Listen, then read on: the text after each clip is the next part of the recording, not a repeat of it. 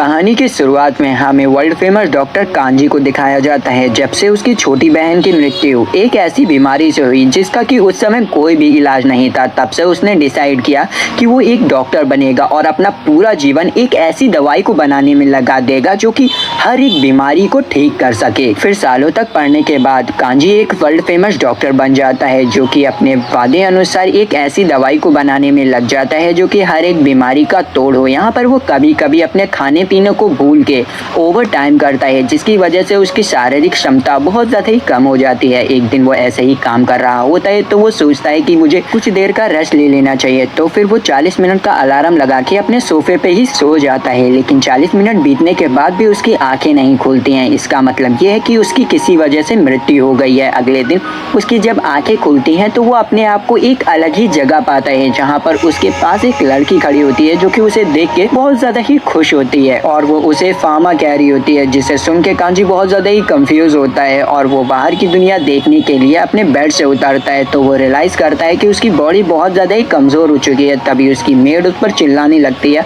और कहती है कि आपको आराम करना चाहिए क्योंकि आपके ऊपर बिजली गिर गई थी जिसकी वजह से आप कुछ दिनों से कोमा में थे। इस चीज़ को सुन के वो उससे कहता है कि मुझे माफ़ कर दो, मुझे एक्चुअली कुछ भी याद नहीं है। तो फिर वो मेड उसे एक मिरर दिखाती है जिसमें वो अपने आप को देख के बहुत ज़्यादा ही हैरान हो जाता है क्योंकि वो एक 10 साल के बच्चे की बॉडी में था जिसका नाम फार्मा होता है। यहाँ पर फार्मा सोचता है कि उसे अपनी इस लाइफ के बारे में कुछ भी याद नहीं है, लेकिन उसे अपनी प्रीवियस लाइफ के बारे में पता था कि वो लास्ट टाइम सो गया था और उसके बाद जब उसकी आंखें खुलती है तो वो यहाँ पर था। तो वो बहुत ज्यादा ही कंफ्यूज हो जाता है। तभी उसको थोड़ा सा दर्द महसूस होता है तो वो अपनी मेड से कहता है कि क्या मैं अपनी बैंडेजेस को हटा सकता हूँ। तो मेड तुरंत जाके उसके लिए गर्म पानी ले आती है। यहाँ पर बैंडेज हटाते समय उसे अपने हाथ में एक मार्क नोटिस होता है जिसे देख के मेड तो बहुत ज्यादा ही डर जाती है। तो वो उसे शांत करता है और कहता है ये शायद लाइटनिंग की वजह से हुआ है। लेकिन मेड उस समय प्रेयर करने लगती है और उससे कहती है कि ये निशान सबूत है कि आपको गॉड ऑफ मेडिसिन ने आशीर्वाद दिया है। गॉड ऑफ मेडिसिन का नाम सुन के वो बहुत ज्यादा हैरान होता है और उससे पूछता है कि ये गॉड ऑफ मेडिसिन कौन है। इस पर मेड उससे बोलती है कि आप गॉड ऑफ मेडिकल को भूल गए जिनकी पूजा आपकी फैमिली करती है। तब फार्मा को रियलाइज होता है कि उसे अपनी इस लाइफ के बारे में कुछ भी नहीं मालूम है। तो वो मेड से पूछता है कि क्या तुम मुझे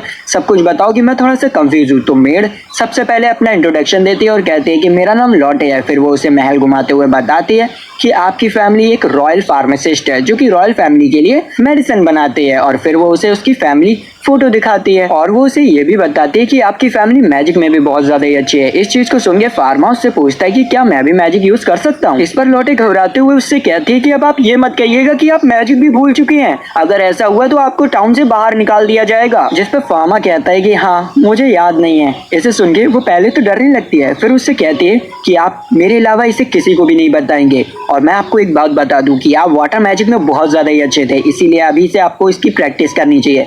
फिर हम देखते हैं कि फार्मा अपने रूम में बैठ के उसी की प्रैक्टिस कर रहा होता है। तभी वो अपने दिमाग में वाटर मॉलिक्यूल्स को इमेजिन करता है जिससे कि उसके हाथों में से वाटर निकलने लगता है, जिसे देख के वो बहुत ज़्यादा ही हैरान हो जाता है। अब वाटर तो निकल आता है लेकिन उसे उसको रोकना नहीं आता है, तो वो घबरा के सारे पानी को बाहर फेंक देता है और बाहर ही लौटे खड़ी होती है जो कि देख लेती है कि फार्मा मैजिक यूज कर सकता है। तो वो बहुत ज़्यादा ही खुश हो जाती है। यहाँ पर फार्मा रुकता नहीं है, वो और भी मॉलिक्यूल्स को निकालने की कोशिश करता है। तो वो निकाल भी पा रहा होता है और दूसरे हाथ से उन्हें इरेज भी कर रहा होता है। तभी लौटे उसके पास आती है और उसे उसके लाइब्रेरी को दिखाने ले जाती है और बताती है कि यहाँ पर जितनी भी बुक्स हैं वो आप पहले ही पढ़ चुके हैं। जिनमें से वो एक बुक को उठा के पढ़ने की कोशिश करता है और सरप्राइजली वो उसकी लैंग्वेज को आराम से पढ़ पा रहा होता है। इसके बाद फार्मा अपनी फैमिली के साथ डिनर करने जाता है जहाँ पर उसे ठीक देख के उसके फादर उससे कहते हैं कि मुझे बहुत ज़्यादा ही अच्छा लगा कि तुम ठीक हो गए हो, लेकिन हमने जो वादा किया था कि मैं तुमसे कुछ क्वेश्चन पूछूंगा अब उसका समय आ चुका है।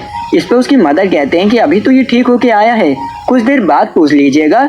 जिस पर फार्मा कहता है कि चिंता मत कीजिए मैं सब बता दूंगा। तो उसके फादर उसे सवाल पूछना स्टार्ट कर देते हैं जिसका कि हमारा बंदा बखूबी जवाब दे देता है। फिर उसके फादर उससे कहते हैं कि अब तुम पूरी तरीके से ठीक हो चुके हो तो तुम अपनी ट्रेनिंग को वापस से स्टार्ट कर सकते हो। ट्रेनिंग का नाम सुन के वो कंफ्यूज हो जाता है और सोचता है कि कौन सी ट्रेनिंग, फिर भी वो हाँ कर देता है। फिर अगले दिन फार्मा अपनी पर्सनल ट्यूटर एलिन से मिलता है जो कि उसे मैजिक सिखाती है। यहाँ पर एलिन उसे देखते ही उसके ऊपर शक करने लग जाती है क्योंकि पहले फार्मा उससे अच्छा बिहेव नहीं किया करता था लेकिन अब वो बहुत ज्यादा ही काइंड हो चुका है। तो फार्मा उसे बताता है कि लाइटनिंग की वजह से मेरी मेमोरी फ्रीज हो चुकी है जिसकी वजह से मुझे ज्यादा कुछ याद नहीं है। ये सुन के एलिन शांत हो जाती है और उससे पूछती है कि डिवाइन आर्ट क्या है, पर फार्मा को डिवाइन आर्ट के बारे में कुछ पता ही नहीं होता है। तो एलिन उसे सब कुछ बताने लगती है। इसके बाद वो उसे एक रिवर के किनारे ट्रेनिंग कराने ले जाती है, जहाँ पर वो उससे कहती है चलो अपनी मैजिकल स्टिक निकालो, लेकिन इसके बारे में उसे बिल्कुल भी नहीं मालूम होता है। तो वो उससे कह देता है कि मैं इसको लाया नहीं हूँ। तो एलिन उसे अपनी मैजिकल स्टिक दे देती है, लेकिन उससे पहले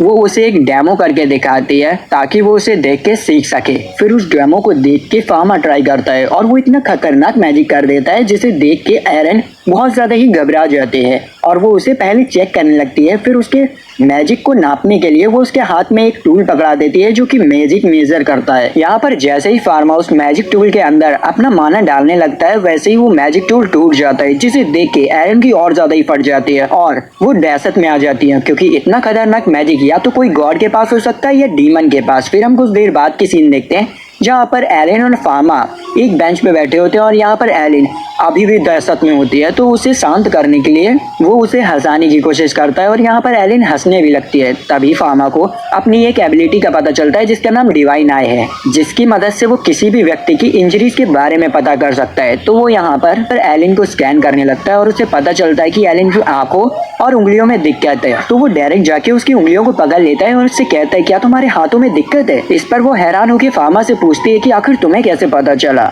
तो फार्मा कहता है कि मैंने अपने हाथों को यूं किया तो मुझे तुम्हारी उंगली ग्लो करते हुए दिखी।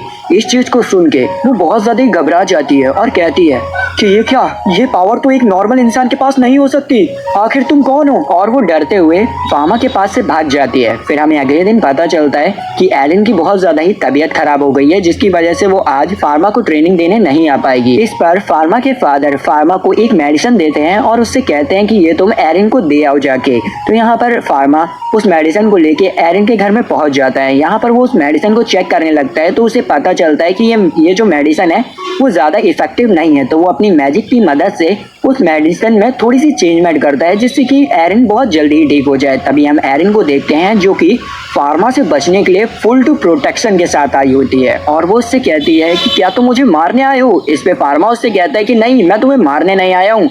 तो वो अपना मास्क उतार देती है और हम देखते हैं कि सही में एलिन की हालत बहुत ज्यादा खराब हो रखी होती है। तो वो उससे पूछते हैं कि आखिर तुम क्या करने आए हो। फार्मा कहता है कि तुम बीमार हो ना, इसलिए मेरे फादर ने तुम्हारे लिए मेडिसिन भेजी हैं और इसमें मैंने भी कुछ ऐड ऑन किया है। इस चीज को सुन के एलिन डर जाती है और उससे कहती है कि क्या तुमने इसमें जहर मिलाया है मुझे मारने के लिए। इस पे वो कहता है कि ऐसा कुछ भी नहीं है, तुम इसे खा ले, तुम्हें कुछ भी नहीं होगा। लेकिन एलिन उसकी बातों पर विश्वास नहीं करती है। तो फार्मा उसे समझाते हुए कहता है कि आप मेरी टीचर हैं, इसलिए मैं आपको नुकसान नहीं पहुंचाऊंगा, आपको मुझसे डरने की कोई ज़रूरत नहीं है। और अब वो उसके हाथों में कुछ फ्लावर्स लेके वहां से चला जाता है। उसकी इन बातों का अपनी एलिन पे असर हो जाता है और वो उसे ट्रेन करने के लिए वापस से रेडी हो जाती है। फिर अगले दिन हम फार्मा को देखते हैं जो कि अपनी ट्रेनिंग ग्राउंड में आया होता है और वहाँ पर एलिन भी आ जाती है। वो यहाँ पर अभी भी अपने आर्मर को पहने होती है और वो उससे कहती है कि वैसे तो मुझे तुम पे ट्रस्ट है, लेकिन तुम्हारा मैजिक जो है वो बहुत ज्यादा ही ताकतवर है जो कि मुझे भी नुकसान पहुंचा सकता है, इसलिए मैंने ये आर्मर पहना हुआ है। और वो उसे थैंक यू भी कहती है क्योंकि उसने जो मेडिसिन दी थी वो उसके ऊपर काम कर गई। फिर वो लोग ट्रेनिंग करते हैं जहाँ पर फार्मा की इनक्रेडिबल मैजिक स्किल को देख के एलिन बहुत ज्यादा ही हैरान रह जाती है। अब ट्रेनिंग खत्म होने के बाद फार्मा अपने घर पे बैठा होता है और अपनी डिवाइन आइज का यूज करके अपने सर्वेंट्स की इंजरीज को देख रहा होता है। तभी वहां से लॉटे गुजरती है तो वो उसे भी स्कैन करता है और उसे पता चलता है कि लॉटे के हाथों में बहुत ज्यादा ही प्रॉब्लम है। तो वो डिसाइड करता है कि वो उन सारे सर्वेंट्स के लिए भी मेडिसिन बनाएगा। तो वो अपनी लैब में जाके उनके लिए अपनी मैजिक से मेडिसिन बनाने लगता है। कुछ देर की मेहनत के बाद वो मेडिसिन को बना लेता है और फिर वो लॉटे के पास जाता है और इन मेडिसिन को लॉटे को दे देता है, जिसे पाके पहले लॉटे बहुत ज्यादा इमोशनल हो जाती है, फिर खुशी में उसे थैंक यू कहती है। फिर यहाँ पर फार्मा उन मेडिसिन को और भी सर्वेंट्स में बांट देता है, जिसे पाके सर्वेंट्स को बहुत ज्यादा ही अच्छा लगता है। यहाँ पर लॉटे फार्मा से कहती है कि ये लोग कितने ज्यादा लकी हैं कि इन्हें एक रॉयल फार्मासिस्ट से दवाइयाँ मिल रही हैं, लेकिन दुनिया में कुछ ऐसे भी लोग हैं जिन्हें की दवाइयाँ नसीब भी नहीं होती हैं और वो लोग भुखमरी और लाचारी के कारण मारे जाते हैं। ये बातें फार्मा के दिल में लग जाते हैं और वो यहाँ पर डिसाइड करता है कि वो एक ऐसी दुनिया बनाएगा जहाँ पर लोग दवाइयों की कमी से नहीं मरेंगे। फिर नेक्स्ट डे जब फार्मा अपनी फैमिली के साथ खाना खाने बैठता है तो वो देखता है कि डाइनिंग टेबल पे उसकी बहन मिसिंग है। तो वो अपने फादर से पूछता है कि आखिर छोटी बहन कहाँ गई। तो वो बताते हैं कि उसको चिकन पॉक्स हुआ है, जिसकी वजह से उसे क्वारंटीन कर दिया गया है। वहाँ पर हम लोग नहीं जा सकते हैं क्योंकि वो बीमारी बहुत घातक तरीके से फैलती है। अब उस बीमारी का नाम सुन के यहाँ पर फार्मा सोचने लगता है कि चिकन पॉक्स तो यहाँ पर भी होता है, तो इसका इलाज तो मेरे पास है। तो वो यहाँ पर क्या करता है, अपनी बहन के लिए एक मेडिसिन बनाने लगता है अपनी पास्ट मेमोरी की नॉलेज की मदद से। और वो यहाँ पर अपनी बहन के खाने में वो दवाई मिलाकर उसके रूम में पहुंच जाता है। उसे अपने रूम में देख के उसकी बहन कहती है कि फादर ने तो मना किया है ना कि मेरे पास कोई भी नहीं आ सकता, तो आप यहाँ पर क्या कर रहे हैं। जिस पर फार्मा उससे कहता है कि ये एक सीक्रेट है, तुम इसके बारे में किसी को भी नहीं बताओगी। और फिर वो उसे खाना खिला देता है। कुछ हफ्तों बाद हम देखते हैं कि उसकी बहन उसकी दवाई की वजह से ठीक हो जाती है। फिर फार्मा अपने लैब में जाके एक मिनी माइक्रोस्कोप बनाता है, क्योंकि वो हर समय तो अपनी फिंगर को स्क्रॉल करके डिवाइन आई का यूज नहीं कर सकता है ना। तभी उसके लैब में एक बंदा आता है और उससे कहता है कि आपके फादर आपको बुला रहे हैं। जैसे ही फार्मा अपने फादर के ऑफिस में पहुंचता है तो उसके फादर उससे कहते हैं कि जल्दी से अपना बैग पैक कर लो, हमें रॉयल किंगडम जाना है। इतना कहते ही सीन शिफ्ट होती है और हमें अगले दिन की सीन दिखाई जाती है, जहां पर फार्मा और उसके फादर रॉयल किंगडम पहुंच चुके होते हैं। और यहाँ पर हमें पता चलता है कि प्रिंसेस की हालत बहुत ज्यादा ही खराब है और वो मरने की हालत में है, जिसकी वजह से दुनिया के बेस्ट फार्मासिस्ट उनका चेकअप करने के लिए आए हुए हैं। यहाँ पर धीरे धीरे करके सारे फार्मासिस्ट क्वीन का चेकअप करते हैं, लेकिन उनकी बीमारी इतनी ज्यादा कॉम्प्लिकेटिव होती है कि वो सब अपना हाथ खड़ा कर देते हैं कि हमसे इनका इलाज नहीं हो पाएगा। और उनमें से फार्मा के फादर भी होते हैं जो कि कह देते हैं कि हम इनका इलाज नहीं कर पाएंगे। तभी फार्मा सोचने लगता है कि आखिर ऐसी कौन सी बीमारी है जिसका कोई इलाज ही नहीं कर पा रहा है। तो वो अपनी डिवाइन आई का यूज करके क्वीन को स्कैन करने लगता है और उसे पता चलता है कि क्वीन को तो ट्यूबरकुलोसिस है। इस डिसीज में इंसान के ऊपर कोई दवा काम ही नहीं करती और इसके पेशेंट को सिर्फ इंजेक्शन दे के बचाया जा सकता है। लेकिन इस दुनिया में तो इंजेक्शन एग्जिस्ट ही नहीं करते, तो आखिर इन्हें बचाए कैसे। वो ये सब सोच ही रहा होता है कि तभी क्वीन के बच्चे बाहर से क्वीन के पास आते हैं और उसके पास आके रोते हुए कहते हैं कि मॉम, आप हमें छोड़ के नहीं जा सकते हैं, हम आपके बिना नहीं रह सकते हैं। अब उन्हें रोता हुआ देख के यहाँ पर फार्मा अपना कंट्रोल खो देता है और वो डायरेक्ट क्वीन के पास जाके उनसे रिक्वेस्ट करता है और कहता है कि क्या मैं आपका इलाज कर सकता हूँ, क्योंकि मेरे पास एक ऐसी दवा है जो कि आपको ठीक कर सकती है। इस चीज को सुन के सब लोग बहुत ज्यादा ही हैरान हो जाते हैं और उससे कहते हैं कि ये लड़के क्वीन को परेशान मत करो। यही चीज उसके फादर भी कहते हैं कि फार्मा, कोई ऐसी बेवकूफी मत करो जिसकी वजह से क्वीन को परेशानी झेलनी पड़े।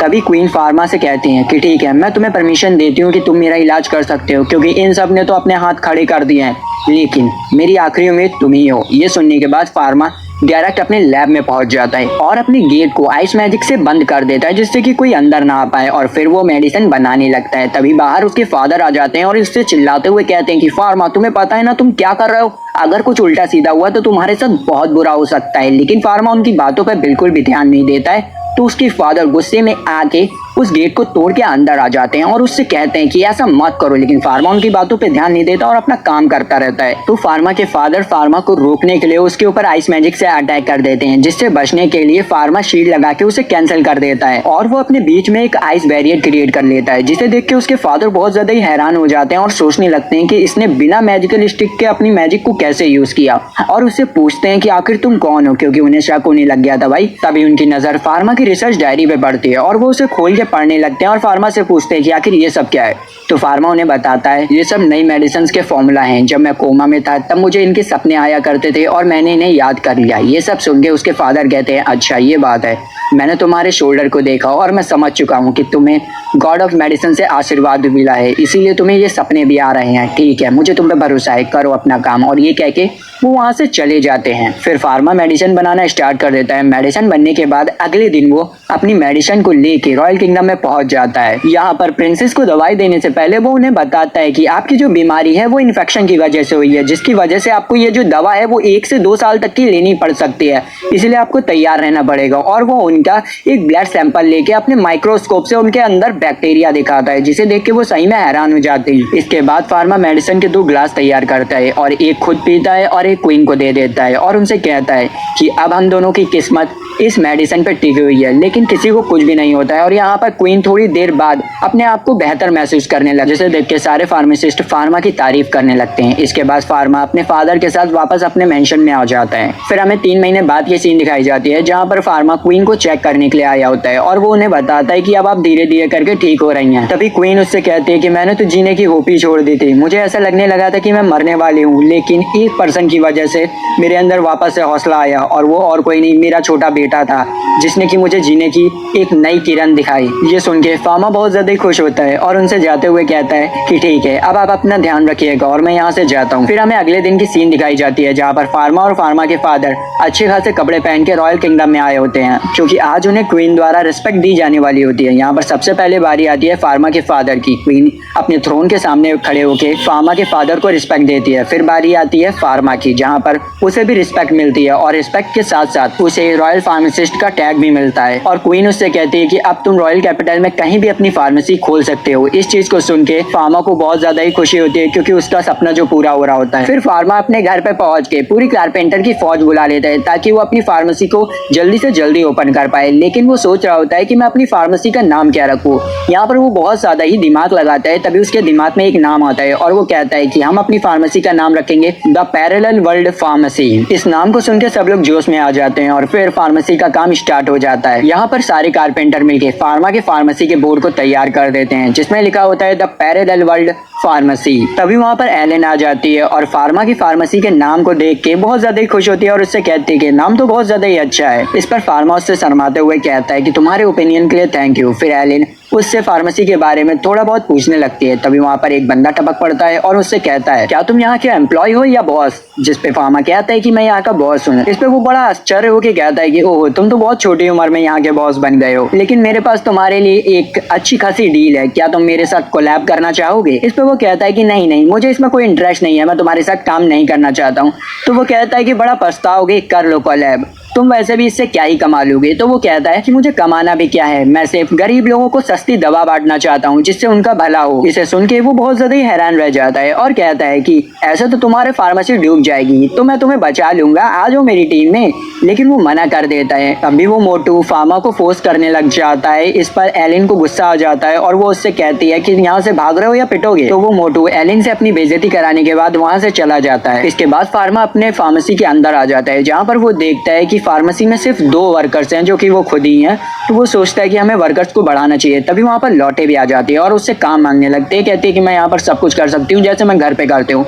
तो वो उसे रख लेता है। तब भी उसमें एक इंसान की कमी होती है जो कि अकाउंटेंट होता है। तो वो सोचता है कि मैं कौन से अकाउंटेंट को रखूं जो कि थोड़ा एक्सपीरियंस भी होना चाहिए। फिर वो वापस से अपने घर पे आ जाता है। वहाँ पर फार्मा को देखने को मिलता है कि उसके घर के जितने भी सर्वेंट्स होते हैं वो रो रहे होते हैं। तो वो सोचने लगता है कि आखिर इन सबको क्या हो गया, ये रो क्यों रहे हैं। तभी उसे पता चलता है कि उसके फादर के जो अकाउंटेंट थे वो आज रिटायर हो रहे हैं, क्योंकि उनके पैरों में बहुत ज्यादा ही दर्द हुआ करता था, जिसकी वजह से वो कायदे से चल भी नहीं पाते थे। इस चीज को सुन के वो उनसे कहता है कि अगर मैं आपके पैरों का इलाज कर दूं तो क्या आप मेरे साथ काम करेंगे? जिस पे वो मान जाते हैं। तो वो सबसे पहले अपने फादर से परमिशन लेने जाता है और उनसे कहता है कि आज जो आपके पास से अकाउंटेंट रिटायर हुआ है, क्या मैं उन्हें अपने फार्मेसी में जॉब दे सकता हूँ? इस पर उसके फादर उसे परमिशन दे देते हैं। इसी के साथ साथ वो उसे बक्सा भर के सोने के सिक्के भी देते हैं ताकि वो अपनी फार्मेसी को और भी बेहतर कर पाए। फिर अगले दिन फार्मा अपनी फार्मेसी की ग्रैंड ओपनिंग कर देता है। अब जरूरी तो नहीं है कि आपने नया नया बिजनेस खोला हो और उसमें तुरंत ही कस्टमर आने लग जाए। वैसा इन्हीं के साथ होता है। 1 महीना बीत जाता है लेकिन उनके फार्मेसी में कोई भी कस्टमर नहीं आता, सिवाय एक बूढ़े आदमी के जो कि वहाँ पर सिर्फ एक टॉफी खरीदने आता था। इस चीज से वो लोग बहुत ज्यादा ही परेशान होते हैं। तभी फार्मा के माता पिता भेष बदल के फार्मा की फार्मेसी में आए होते हैं, लेकिन फार्मा उन्हें आराम से पहचान लेता है। फिर वो उन्हें अंदर ले जाता है और बताता है कि मेरी फार्मेसी बिल्कुल भी नहीं चल रही है, यहाँ पर कोई कस्टमर आता ही नहीं है, जिससे कि मैं बहुत ज्यादा ही परेशान हूँ। इस चीज को सुन के उसके फादर उससे कहते हैं कि क्या तुम मुझे अपनी फार्मेसी दिखा सकते हो? तो यहाँ पर फार्मा उन्हें अपनी फार्मेसी दिखाने लगता है। वो सबसे पहले उन्हें मेडिसिन रूम दिखाता है जहाँ पर बहुत सारी मेडिसिन रखी होती हैं। फिर वो उन्हें पेशेंट्स के लिए बनाए गए बेडरूम्स को भी दिखाता है। उसके बाद वो उनसे पूछता है कि क्या आपको यहाँ पर कोई कमी दिखी? जिस पे उसके फादर कहते हैं कि यहाँ पर कोई कमी नहीं है, सब बढ़िया है। यहाँ पर फार्मा की मॉम उसे एक सजेशन देती हैं कि तुम्हें एक मेडिसिन के साथ साथ ब्यूटी प्रोडक्ट्स को भी बनाना चाहिए जो कि कम कीमत में हो और बहुत अच्छी क्वालिटी में हो, जिससे कि हर प्रकार की महिलाएं तुम्हारे प्रोडक्ट्स को खरीदेंगी। उनका ये सजेशन उसे बहुत ज़्यादा ही अच्छा लगता है। तभी उसके फादर कहते हैं कि अगर तुम इन प्रोडक्ट्स को बनाओ तो इनमें किसी भी प्रकार के केमिकल का यूज़ मत करना, वरना ये स्किन डिसीज का कारण बन सकती हैं। यहाँ पर उन लोगों के बीच में बातें चली रही होती है कि तभी वहाँ पर घबराते हुए एक बंदा आता है और फार्मा से कहता है कि क्या यहाँ पर कोई फार्मासिस्ट है? एक लड़की की हालत बहुत ज़्यादा ही खराब है। ये सुन के फार्मा उसके साथ उस लड़की के पास जाता है और हम देखते हैं कि उस लड़की की सही में बहुत ज़्यादा ही हालत खराब होती है। तो फार्मा अपनी डिवाइन आइज का यूज करके उसको स्कैन करने लगता है। तो उसे पता चलता है कि उसके हाथों में बहुत ज्यादा ही सेवियल वाले कट लगे हुए हैं, जिसकी वजह से उसका हैवी ब्लड लॉस हो गया है और उसकी हालत ऐसी हो गई है। तो फार्मा उसे अपनी फार्मेसी में ले आता है और उसका इलाज करने के बाद उससे पूछता है कि आखिर तुमने अपने हाथों में कट क्यों लगाए। तो वो लड़की बताती है, मेरे क्रश ने मुझे रिजेक्ट कर दिया, जिसकी वजह से मैंने अपने हाथ को काट लिया। और वो ये कहते हुए रोने लगती है और उन लोगों से माफी मांगती है कि उसकी वजह से उन लोगों को बहुत ज्यादा प्रॉब्लम को फेस करना पड़ा। इस पे एलन उससे कहती है कि ऐसी बात नहीं है, अब तुम वापस ये सब नहीं करोगी। फिर हमें कुछ दिनों बाद की सीन दिखाई जाती है जहाँ पर वो लड़की वापस से फार्मा की फार्मेसी में आई होती है। अब फार्मा ने अपने ब्यूटी प्रोडक्ट्स भी बना के तैयार कर दिए होते हैं। तो वो उस लड़की को कुछ डेमो के लिए देता है, जिसे लगा कि उसे बहुत ज्यादा अच्छा लगता है। इधर हम लॉटे को देखते हैं जो कि कुछ ब्यूटी प्रोडक्ट्स को लेडीज में बांट रही होती है, जिससे कि उसकी अच्छी खासी मार्केटिंग हो जाती है और धीरे धीरे करके उसके फार्मेसी में बहुत सारे कस्टमर भी आने लगते हैं, क्योंकि फार्मा के ब्यूटी प्रोडक्ट्स बहुत ज्यादा सस्ते भी होते हैं और अच्छे भी होते हैं। अब ब्यूटी प्रोडक्ट्स की बढ़ती डिमांड को देख के वो उसकी एक अलग ही ब्रांच खोल लेता है, जहाँ पर वो बहुत सारी ब्यूटिशियंस को रखता है ताकि वो बहुत ज्यादा ही ब्यूटी प्रोडक्ट्स को बना सके। अब फार्मा की फार्मेसी चल पड़ती है और उसकी ब्यूटी प्रोडक्ट की वजह से पूरे शहर में उसकी चर्चा हो रही होती है। यही चर्चा घूम फिर के क्वीन तक पहुंच जाती है। तो क्वीन फार्मा को अपने पास बुलाती है उसकी ब्यूटी प्रोडक्ट चेक करने के लिए। यहाँ पर फार्मा सबसे पहले उन्हें लिप बाम देता है। जैसे ही वो उसे अपने होठों में लगाती है तो उन्हें अपने होठ बहुत ज्यादा ही सुंदर लगने लगती हैं, जिसकी वजह से क्वीन को फार्मा के प्रोडक्ट्स बहुत ज्यादा ही अच्छे लगने लगते हैं। तो फार्मा अपने और भी प्रोडक्ट्स के बारे में उन्हें बताने लगता है, जिसे सुनकर क्वीन उससे कहती है कि तुम्हें अपने प्रोडक्ट्स के दाम को बढ़ाना होगा, क्योंकि तुम्हारा प्रोडक्ट पूरे मार्केट में सबसे सस्ता बिकता है, जिसकी वजह से दूसरे लोग दूसरी दुकानों में जाना पसंद ही नहीं करते हैं और उन लोगों का बहुत ज्यादा ही घाटा हो रहा है, जिसकी वजह से वो एक ना एक दिन सड़क पे आ जाएंगे। क्वीन से ये बात सुन के फार्मा को रियलाइज होता है कि वो गलत कर रहा है, तो वो अपने प्राइस बढ़ाने के लिए मान जाता है। इसके बाद हम देखते हैं कि फार्मा बीच पे होता है, जहाँ पर उसकी छोटी बहन और लॉटी रेत से खेल रहे होते हैं और एलिन कहीं कोने में सो रही होती है। फार्मा को देखते ही उसकी छोटी बहन उससे पानी में जाने की जिद करने लगती है, जिस पर वो उसे मना कर देता है और कहता है कि फादर ने पानी में जाने के लिए मना किया है। लेकिन लॉटी और उसकी छोटी बहन दोनों जिद करने लग जाती है, तो वो उन्हें रोक नहीं पाता है और जाने की इजाजत दे देता है। यहाँ पर फार्मा की छोटी बहन फार्मा को भी अपने साथ चलने के लिए कहते हैं, लेकिन यहाँ पर फार्मा उसे मना कर देता है। उसके मुंह से ये बात सुन के फार्मा को अपनी छोटी बहन की याद आने लग जाती है और वो एक जगह बैठ के बहुत ज्यादा ही रोने लगता है। तभी उसे अपनी छोटी बहन के चिल्लाने की आवाज आती है। वो देखता है कि वो पानी में डूब रही है, तो वो उसे बचाने के लिए दौड़ता है, क्योंकि उसे लगता है कि कहीं वो अपनी पहली वाली बहन की तरह इसे भी ना खो दे। और वो बिना सोचे समझे पानी में कूद जाता है और जल्दी से उसकी ओर जाने लगता है। जैसे ही वो वहां पर पहुंचता है तो वो देखता है कि उसकी छोटी बहन पानी के अंदर डूबती चली जा रही है और वो भी उसे बचाने की कोशिश करता है, लेकिन वो बचा नहीं पा रहा होता है। तो वो गुस्से में तेजी से चिल्लाता है, जिससे कि उसकी बॉडी के अंदर से बहुत सारी पावर रिलीज होने लगती है और वहां पर एक बहुत बड़ा गड्ढा हो जाता है, जहां पर पानी की एक भी बूंद नहीं होती है। इसे देखकर खुद फार्मा भी अपनी पावर से डरने लग जाता है और वहीं पर एलन भी ये सब देख रही होती है। और इस पावर को देखकर एलन तो भाई बहुत ज्यादा ही हैरान हो जाती है, क्योंकि इस समय फार्मा ने